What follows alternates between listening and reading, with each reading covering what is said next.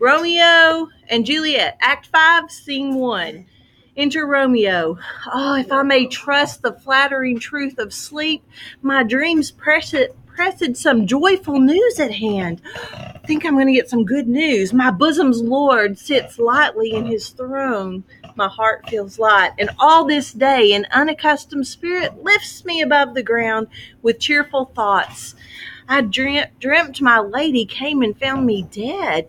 That doesn't sound very cheerful to me. And you notice that dreams are a motif. Like Romeo says, I dreamt a dream tonight before the Queen Mab speech. That doesn't sound like a happy dream. She found me dead. Strange dream that gives a dead man leave to think. And breathed such life with kisses in my lips that I revived and was an emperor. Ah, me, how sweet is love itself possessed when but love's shadows, the thoughts, are so rich in joy.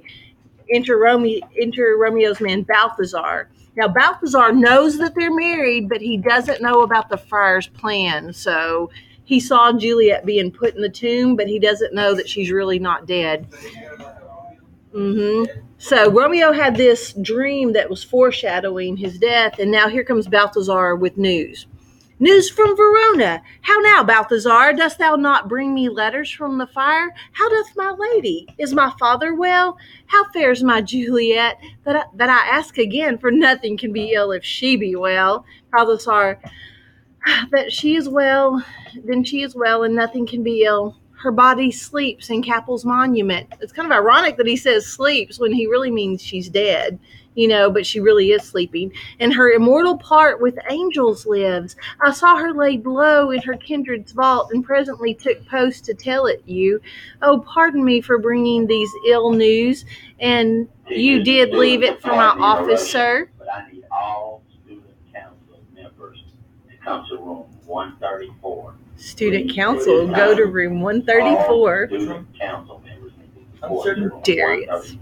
Okay, Romeo says, is it even so? And remember, E'(E) means even. Is it even so? Then I defy you, stars. Now, this is a really big line, because can we really defy our stars, our fate? And that's a big question for this play. Can we avoid our fate? Because Romeo, remember before he went to that party, he says, I fear something hanging in the stars will begin its fearful date this night that will end the term of a despised life closed in my breast. Do you remember when he said, but he that hath the steerage of my course, my fate, direct my sails, whether that's God, fate, or whatever. And so he kind of went YOLO.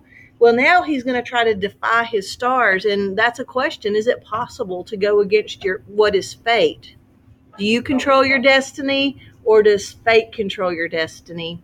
So I defy you, stars. Thou knowest my lodging. Get me ink and paper and hire post horses, and I will hence tonight. I will leave this place tonight.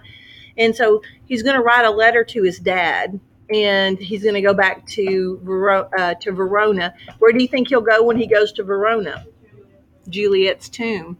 Okay, Balthazar, I do beseech you, sir, have patience. Your looks are pale and wild, and do import some misadventure. Tush, thou art deceived. Leave me and do the thing I bid thee do. Hast thou no letters to me from the friar? Balthazar, no, my good lord. In scene 2, we'll find out what happened to Friar Lawrence's letters. No matter, get thee gone, and hire those horses. I'll be with thee straight. Balthazar leaves. Well, Juliet, I will lie with thee tonight.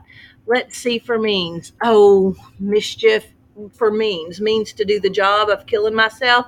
Oh, mischief, thou art swift to enter in the thoughts of a desperate man. I do remember an apothecary. What did we say an apothecary was? He's the pharmacist drug dealer person. I called him a drug dealer because he is. He's kind of like a pharmacist. I do remember an apothecary. So fate had him just happen to pass this apothecary shop, and hereabouts he dwells, which late I noted in tattered weeds with overwhelming brows, bushy eyebrows, culling of simples. Meager were his look, sharp misery had worn him to the bones, and in his needy shop a tortoise hung, an alligator stuffed, and other skins of ill-shaped fishes, and about his shelves a beggarly account of empty boxes, green earthen pots, bladders, and musty seeds, remnants of pack thread, an old cake of roses were thinly scattered to make up a show, just pretending like he had stuff in the shop. Noting this penury is a good word to know. It's poverty. He's very poor. To myself, I said, and if, wouldn't this just a thought to run through your mind? And if a man did need a poison, now, if I just happen to need poison, whose sale is present death in Mantua, you could get, just like drug dealers can be put in jail.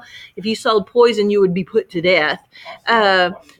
Whose sale is present death in Mantua, here lives a caitiff wretch who would sell it to him. He'd sell it to me just because he's so poor. Oh, this same thought did but forerun my need. It came before I even needed it. And this same needy man must sell it me. As I remember, this should be the house. So he must have been walking along as he talked to himself. Being holiday, the beggar's shop is shut. What ho, apothecary. So he calls for the apothecary. Who calls so loud? Come hither, man. I see that thou art poor. Hold, there is 40 ducats. Ducats is money. Let me have a dram of poison, such soon speeding gear as will disperse itself through all the veins. It'll go through my body really fast, that the life-weary taker may fall dead, and that the trunk may be discharged of breath as violently as hasty powder fired doth hurry from the fatal cannon's wound. Let it be so quick, just like if you lit the fuse of a cannon, and you're dead, just like a cannon would fire. Apothecary, such mortal drugs I have, but Mantua's law is death to any he that utters them, who sells them. Art thou so bare and full of wretchedness and fearest to die? You're so pitiful and you fear to die? Famine is in thy cheeks. You're starving to death. Need and oppression starveth in thine eyes. Contempt and beggary hangs upon thy back. The world is not thy friend, nor the world's law. The world affords no law to make thee rich. Then be not poor, but break it and take this. And he holds out the money. The apothecary, my poverty, but not my will consent. So what's the only reason he's selling it? Okay, does that relate to today, you guys? Do a lot of people who sell drugs do it because they're just pretty desperate? And yeah, they're broke. They don't have any other way to make money, and they're desperate. And I'm not forgiving the action, because there ought to be a way. I thought to survive, I would dig ditches. I would do anything to survive, but I promise I would never sell drugs, but I can understand, right? I can understand why someone would. So it's hard to condemn somebody who you really understand. But then again, people go homeless because of drugs. Yes. Oh, I've got family members. Most of us probably know of someone whose life, is ruined because of drugs. And so can you really forgive someone who sells drugs? Because if they do, they are leading others into just horrible, horrible lives. Because once you get hooked on that stuff, it is hard. Your life will be changed and ruined. So please, you're in the 9th grade. If you already do drugs, get some help. Darius, be quiet. And if you don't start, because they will get hold of you and they won't let go. Okay. Wait, did your friend get on drugs? Yes, Vicky. Yes. My Vicky friend. So y'all really take this as a warning. Okay. So his poverty causes him to accept the money. I pay thy poverty and not thy will. He gives Romeo the poison. Put this in any liquid thing and you will, and drink it off. And if you had the strength of 20 men, it would dispatch you straight. What do you think dispatch you straight means? It would kill you. He gives the apothecary money. There is thy gold, worse poison to men's soul, doing more murder in this loathsome world than these poor compounds that they mayest not sell. Can money corrupt and ruin people also?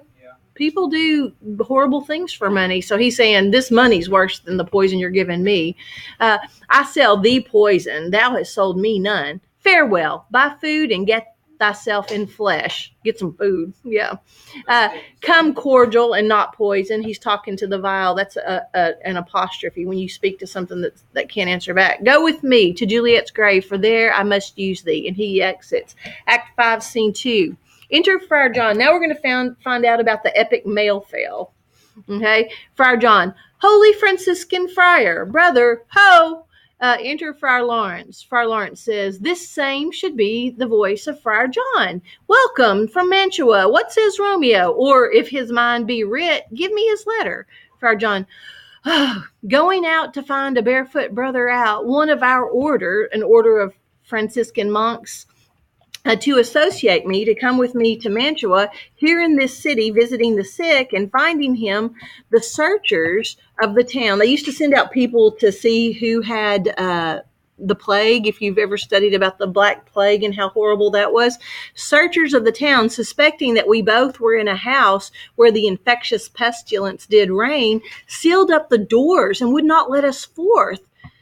So that my speed to Mantua there was stayed. He got quarantined. If y'all have ever heard of a quarantine, if there's a sick house and they don't want the disease to spread, they make you stay there and you can't leave because they don't want you to go out and contaminate other people. So he got quarantined in a sick house, and so he couldn't take the letter. My speed was stayed. I couldn't leave. Friar Lawrence says, "Who bore my letter then to Romeo?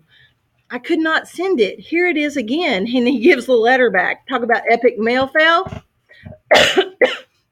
"Nor get a messenger to bring it thee. So fearful were they of infection." Friar Lawrence says, "Unhappy fortune! By my brotherhood, the letter was not nice, but full of charge, of dear import, and the neglecting it may do much danger. Friar John, go hence, get me an iron crow, and bring it straight into my cell." Now, what do you think an iron crow is? Like a metal bar. A metal bar, a crowbar. What do you think he's going to use it for? Pry open the doors of Juliet's vault, because if Romeo's not going to be there, somebody needs to be there when this child wakes up. Remember what she thought about? Beating her brains out with the bones of her dead ancestors if she woke up and she was sealed in there, or suffocating. So he's got to get to her monument.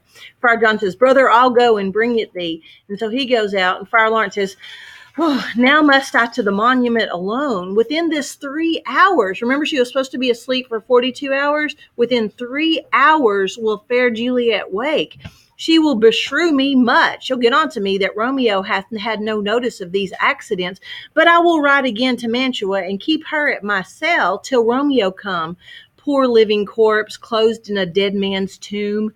Ooh, I've got to get there before she wakes up." Act 5, Scene 3. Enter Paris and Page. Now, I want to tell you, if you watch either of the movies that I like, Zeffirelli or Luhrmann, they completely leave Paris out of Act 5. We don't even see him. And look, this is a big deal, too, because, okay, so Paris.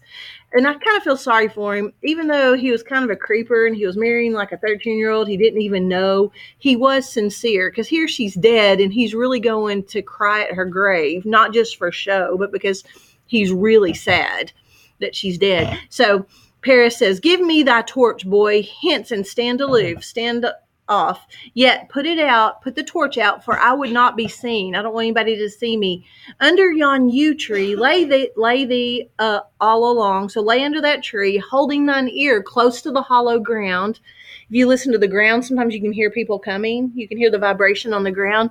Holding, "so shall no foot upon the churchyard tread, being loose, unfirm, and with digging up of graves.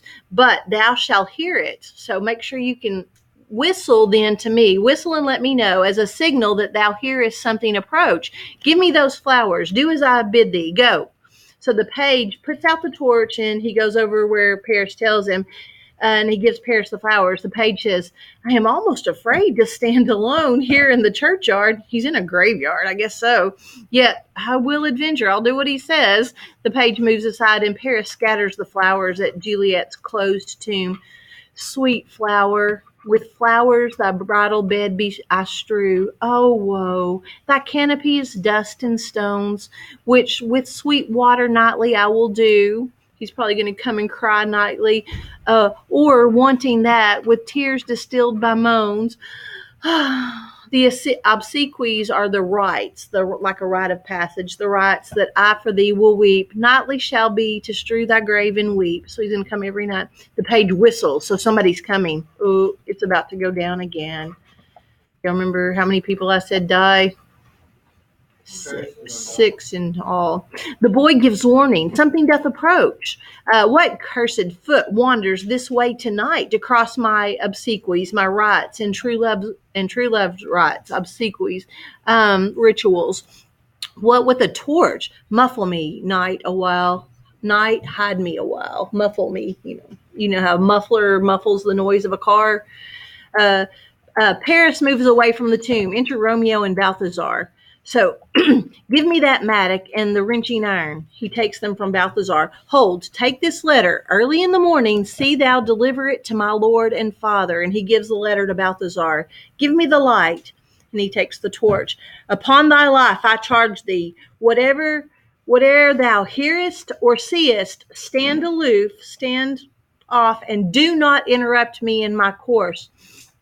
Why I descend into this bed of death is partly to behold my lady's face. I want to look at Juliet, but chiefly to take thence from her dead finger a precious ring, a ring that I must use in dear employment. So he's given him an excuse. I want to look at her and I want to get a ring off her finger. Therefore, hence be gone. But if thou, jealous, dost return to pry, if you come and pry into my business, in what I farther shall intend to do, by heaven, I will tear thee joint by joint and strew this hungry churchyard with thy limbs. I'll tear you apart. The time and my intents are savage wild, more fierce. Sorry, my scroller's not scrolling. More fierce and more inexorable far than empty tigers or the roaring sea. And Balthazar, I will be gone, sir, and not trouble you. So shalt thou show me friendship. Take thou that, and he gives him some money. Live and be prosperous, and farewell, good fellow. Balthazar, aside. So we can hear it, the audience, but Romeo can't. For all this same, I'll hide me hereabout. His looks I fear, and his intents I doubt. I'm going to go hide over here and watch, even no matter what he says. I'm going to go hide over here. So, Romeo, thou detestable maw, thou womb of death. What's he talking to? Thou womb of death, gorged with the dearest morsel of the earth. What's he speaking to there? He's speaking to Juliet's tomb. That womb of death. Okay, what's it got inside of it? Juliet. Thus I enforce thy rotten jaws to open. So he starts to break open the door. And in despite, I'll cram thee with more food. Is that what a monument, a tomb would have? More food, more dead bodies? So what dead body does he intend to put in the tomb? Himself. Okay. He begins to open the tomb with his tools. Paris aside. So Paris is watching. Paris hid himself and he's watching Romeo. Now, all he knows about Romeo is that Romeo killed Tybalt, right? He doesn't really know much else besides that. This is that banished haughty Montague that murdered my love's cousin, with which grief it is supposed the fair creature died. That's all he knows about Romeo. And here is come to do some villainous shame to the dead bodies. I will apprehend him. And he says to Romeo, stop thy unhallowed toil, vile Montague. He thinks he's coming to raid the tomb and get whatever. Oh, I thought you were implying he was gonna commit necrophilia. No. He thinks he's gonna raid the tomb and take, jewelry or just mess it up just out of spite, and so that would be awful. Stop thy unhallowed toil, vile Montague. Can vengeance be pursued farther than death? Condemned villain, I do apprehend thee. Obey and go with me, for thou must die. Romeo doesn't know who Paris is right now. He says, I must indeed die. And therefore came I hither. That's why I came here. Good gentle youth, tempt not a desperate man. Thy fly hence and leave me. Think upon these gone, these dead people. Let them affright thee. Let them make you afraid. I beseech thee, youth, put not another sin upon my head. Put not another sin upon my head by making me kill you, fight with you, hurt you. For I come hither armed against myself. Stay not, be gone, live, and hereafter say a madman's mercy, bid thee run away. Paris, I do defy thy commination. And over here it says, I do defy thy criminal. and apprehend thee. No, I do defy thy request, commendation, and I apprehend thee for a felon here. Will thou provoke me? Then have at thee, boy. And of course, our stage directions, they only say they fight. So if you were the director, you could make it as horrible as you wanted to. The page is watching. Paris's page. Oh, Lord, they fight. I will call the watch. I got to go get the police. And he leaves, and Paris falls. Oh, I am slain. If thou be merciful, open the tomb. Lay me with Juliet. So he is sincere, isn't he? His last request is to be with Juliet. And so Paris dies. Romeo says, in faith I will. Let me peruse this face. Mercutio's kinsman, noble county Paris. What said my man? His man is Balthazar. When my betossed soul did not attend him as we rode, when I wasn't really paying attention as we rode, I think he told me Paris should have married Juliet. Said he not so? Or did I dream it so? Or am I mad hearing him talk of Juliet to think it was so? Oh, give me thy hand, one writ with me in sour misfortune's book. I'll bury thee in a triumphant grave. I'll do what you ask, and I'll put you with Juliet. He says he opens the tomb to reveal Juliet inside.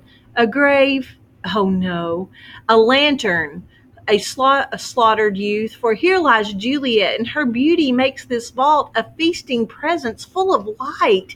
Death, lie thou there by a dead man interred, and he lays Paris in the tomb. How oft, when men are at the point of death, have they been merry? They get happy right before they die, which their keepers call a lightning before death. Oh, how may I call this a lightning? Oh, my love, my wife, death that has sucked the honey of thy breath hath had no power yet upon thy beauty. Thou art not conquered. Beauty's ensign, beauty's flag, yet is crimson in thy lips and in thy cheeks. So why should he have known or thought she might not be dead? Her lips and her cheeks are still what? They're still red. Beauty's ensign, thy lips and cheeks are crimson. Death hath not sucked the beauty of thy breath, thy beauty. Beauty's ensign, and death's pale flag is not advanced there. Tybalt, and so he turns and he talks to the dead body of Tybalt. That's an apostrophe for sure. Tybalt, liest thou there in thy bloody sheet? Oh, what more, I lost my place. Oh, what more favor can I do thee than with that hand that cut thy youth in twain? So what hand cut Tybalt down? Romeo's. With that hand, he's talking about my hand, did cut thy youth in twain to sunder his that was thine enemy. What more favor can I do you, Tybalt, than to kill myself? Okay. Forgive me, cousin. Who's he asking for forgiveness? Tybalt. That was Juliet's cousin, so it was his cousin. Ah, dear Juliet, why art thou yet so fair, beautiful? Shall I believe that unsubstantial death is amorous, and amor always means love, is amorous, and that the lean, abhorred monster keeps thee here in dark to be his paramour, his lover? For fear of that, I still will stay with thee, and never from this place of dim night depart again. Here will I remain with worms that are thy chambermaids. Oh, here will I set up my everlasting rest, and shake the yoke of inauspicious stars of my fate. Well, I don't know. It doesn't really say where he ends up being buried, but I imagine that after what Lord Capulet and Lord Montague say, they let him lie with Juliet. I bet. I would just, that's only... Also, at this point, she should still be breathing. Just wait. It gets bad here in just a second. Okay. Oh, here will I set up my everlasting rest, and shake the yoke of inauspicious stars, and just brush off my fate, my bad fate, from this world-wearied flesh. Eyes, look your last. Arms, take your last embrace. And lips, oh, you the doors of breath, seal with a righteous kiss, a dateless bargain to engrossing death. And he kisses Juliet, and he takes out the poison. Come, bitter conduct. Come, unsavory guide. Here we have more sailing metaphors, motif. Unsavory guide. Thou desperate pilot, now at once run on the dashing rocks, thy seasick weary bark. Let me crash this ship onto the the rocks, this ship that is me. Here's to my love. And he toasts to her, and he drinks the poison. Oh, true apothecary, thy drugs are quick. Thus with a kiss I die. Enter Friar Lawrence with a lantern, a crow, and a spade. Friar Lawrence says, Saint Francis be my speed. How oft tonight have my old feet stumbled at graves? So he could have been faster, but he kept stumbling over graves. Who's there?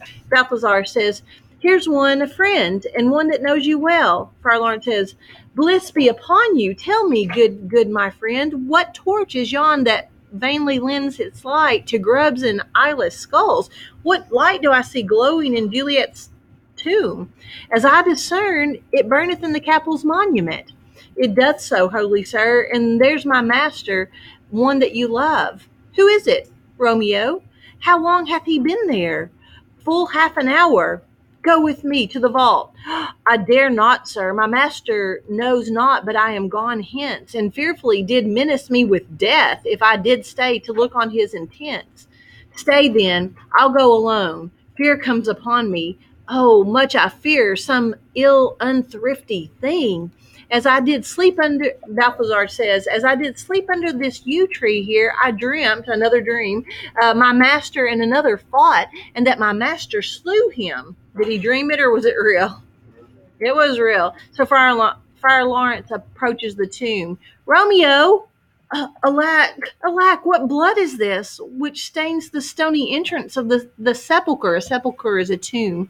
What mean thou masterless and gory swords to lie discolored by this place of peace? He looks inside the tomb. Romeo! Oh, pale! Who else? What? Paris too? And steeped in blood? Ah, what an unkind hour is guilty of this lamentable chance. The lady stirs. She's waking up. Juliet wakes. Oh, comfortable friar, where is my lord? I do remember well where I should be, and there I am. Where's my Romeo? A noise sounds from outside the tomb. Friar Lawrence says, I hear some noise. Lady, come from that nest of death, contagion and unnatural sleep. A greater power than we can contradict hath thwarted our intents. Something has gone wrong. Come away. Thy husband in thy bosom there lies dead. And Paris too, come, I'll dispose of thee among a sisterhood of holy nuns. I'll put you in a nunnery, a place where nuns stay.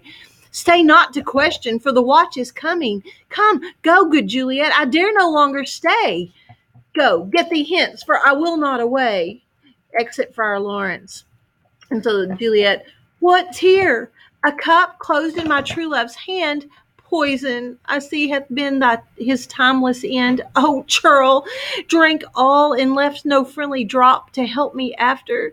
I will kiss thy lips. Happily some poison yet doth hang on them to make me die with a restorative. And she kisses Romeo. Oh, thy lips are warm.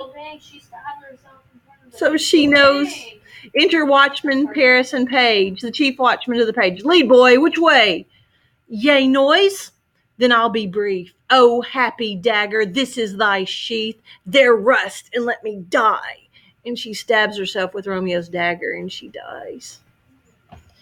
Oh, the page says, this is the place, there, where the torch doth burn. The chief watchman says, the ground is bloody. Search about the churchyard. Go, some of you. Whoever you find, attach. Bring them back. And he exits. Pitiful sight. Here lies the county slain, and Juliet bleeding, warm and newly dead, who here hath lain these 2 days buried. Go, tell the prince. Run to the Capulets. Raise up the Montagues. Some others search. We see the ground whereon these woes do lie, but the true ground of all these piteous woes we cannot without circumstance decry, but we can't tell what really happened. We see this, but we can't tell what really went on. So enter the second watchman with Romeo's man Balthazar. Here's Romeo's man. We found him in the churchyard. Hold him in safety till the prince come hither. Enter the third watchman with Friar Lawrence. The third watchman says, here is a friar, trembles, sighs, and weeps. We took his mattock and his spade from him as he was coming from the churchyard side, And the watchman, a great suspicion. Stay the friar too, so keep him here too. Enter the prince with his attendants. What misadventure is so early up that calls our person from our morning rest? You know how royalty often refers to themselves in the third person? Have y'all ever heard that? Well, anyway. Enter Capulet and Lady Capulet. So here come Lord and Lady Capulet. What should it be that is so shrieked abroad? Oh, the people in the streets cry Romeo, some say some Juliet, and some Paris, and all run with open outcry toward our monument. What fear is this which startles in our ears? Sovereign, here lies the county Paris slain, and Romeo dead, and Juliet dead before, warm and new killed. Search, seek, and know how this foul murder comes. Here is a friar and slaughtered Romeo's man, with instruments upon them fit to open these dead men's tombs. Capulet says, Oh heavens, oh wife, look how our daughter bleeds. This dagger hath mistaken, for lo, his house is empty on the back of Montague, and it missheathed in my daughter's bosom. Okay, lady, oh me, this sight of death is as a bell that warns my old age to a sepulchre that's leading me to die soon. Montague comes in, Prince. Come, Montague, for thou art early up to see thy son and heir now early down. Alas, my liege, my wife is dead tonight. Grief of my son's exile had stopped her breath. What further woe conspires against mine age? So now we have 6 people dead. Okay, we've got Romeo and Juliet. We have Mercutio and Paris, and now we have Tybalt and Lady Montague. Lady Montague died of grief because Romeo was banished. And yeah, they leave that out of the movie too. That actually can happen. Look, and thou shalt see. Oh, thou untaught, what manners is in this to press before thy father to a grave? So he's talking to Romeo. The prince says, seal up the mouth of outrage for a while till we can clear these ambiguities, these unclear circumstances, and know their spring, where they sprang from, their head, their true descent, and then will I be general of your woes and lead you even to death. Meantime, forbear and let mischance be slave to patience. Bring forth the parties of suspicion. So here comes Friar Lawrence, and he does take responsibility because as an adult I blame him greatly, but that's just me. I am the greatest, able to do the least, yet most suspected, as the time and place doth make against me of this direful murder, and here I stand both to impeach and purge. Purge, to tell the truth, to impeach myself as guilty, myself condemned, and myself excused. Then say at once what thou dost know in this. Friar Lawrence tells it all. I will be brief, for my short date of breath is not so long as a tedious tale. Romeo, their dead, was husband to that Juliet, and she, their dead, that Romeo's faithful wife. I married them, and their stolen marriage day was Tybalt's doomsday, the day Tybalt died, whose untimely death banished the new-made bridegroom from the city, for whom, and not for Tybalt, Juliet pined. Juliet was crying for Romeo, not Tybalt. You, to remove that siege of grief from her, he's pointing to Lord Capulet, betrothed and would have married her perforce to County Paris, then comes she to me, and with wild looks bid me devise some means, some way to rid her from this second marriage, or in my cell there would she kill herself. Then gave I her, so tutored by my art, my ability to mix potions, a sleeping potion which so took effect as I intended, for it wrought on her the form of death. It made her look dead. Meantime I writ to Romeo, I wrote him a letter, that he should hither come as this dire night, come here before she wakes up, to help to take her from her borrowed grave, being the time the potion's force should cease, being the time when she should wake up. But he which bore my letter, Friar John, was stayed by accident. He couldn't take the letter, and last night, returned my letter back. Then all alone at the prefixed hour of her waking came I to take her from her kindred's vault, meaning to keep her closely at my cell till I conveniently could send to Romeo. But when I came some minute before ere the time of her awakening, here untimely lay the noble Paris and true Romeo dead. Here I came and found them dead. She wakes, and I entreated. I begged her, come forth and bear this work of heaven with patience. But then a noise did scare me from the tomb, and she, too desperate, would not go with me, but, as it seems, did violence on herself. And this I know, and to the marriage her nurse is privy. Her nurse knows about it. And if anything in this miscarried by my fault, let my old life be sacrificed some hour before his time.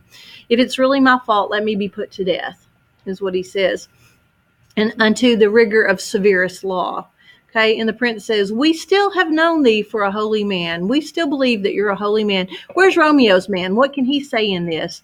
I brought my master news of Juliet's death, and then in post I rode a horse. He came from Mantua to this same place, to this same monument, and he shows the letter that Romeo wrote. This letter he early bid me give his father, and threatened me with death, going in the vault, if I departed not and left him there. The prince says, give me the letter. I will take a look on it. He takes the letter from Balthazar. Where is the county's page that raised the watch? Sirrah, what made your master in this place? He came with flowers to strew his lady's grave, and bid me stand aloof, and so I did. Anon, soon comes one with light to ope the tomb, Romeo, and by my master drew on him, and then I ran away to call the watch. The prince, he skims the letter. This letter doth make good the friar's words, their course of love, the tidings of her death. And here he writes that he did buy a poison of a poor apothecary, and therewithal came to this vault to die and lie with Juliet. Where be these enemies? Capulet, Montague, see what a scourge is laid upon your hate, that heaven finds means to kill your joys with love, kill your joys, your children with love. And that's ironic, isn't it? That's a paradox. And I, for winking, for ignoring at your discords, remember that word, discords too, have lost a brace of kinsmen. And if we remember from the Odyssey, a brace is how many? 2. So each of them have lost 2 kinsmen. All are punished. That's a kind of famous line, because he says punishment. Capulet says, oh, brother Montague, give me thy hand. This is my daughter's jointure, for no more can I demand. But I can give thee more, for I will raise her statue in pure gold, that while Verona by that name is known, there shall no figure at such rate be set as that of true and faithful Juliet. So what's Lord Montague going to do? Put up a statue of Juliet in gold. And Capulet says, as rich shall Romeo's by his ladies lie, poor sacrifices of our enmity. Enmity is hate. Prince says, a glooming peace this morning with it brings. The sun for sorrow will not show his head. Go hence to have more talk of these sad things. Some shall be pardoned and some punished.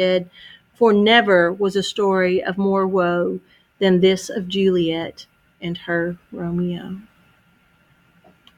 Are you gonna cry? No, isn't it sad? Every time I read it, it's so sad. You gonna cry? I can. You want me to? Yeah. Mhm.